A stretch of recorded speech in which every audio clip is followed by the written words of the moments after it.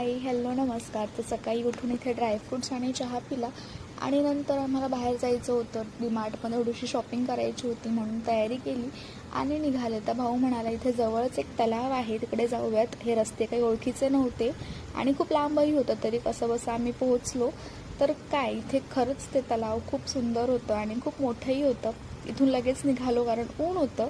मग डीमार्टमधून खरेदी केली आणि घरी आलो. घरी येऊन मस्त मिसळपाव खाल्ला आणि झोप घेऊन नंतर चहा पिला आणि थोडंसं आपलं चॅनल बघितलं, थोडेसे चेंजेस वगैरे केले आणि मग काय इथे संत्री खात होते. ही फार आंबट होती तरी खाल्ली आणि या आठवड्यातली चांगली गोष्ट या जारमध्ये टाकली आणि इथे आईस्क्रीम ड्रॉ केलं.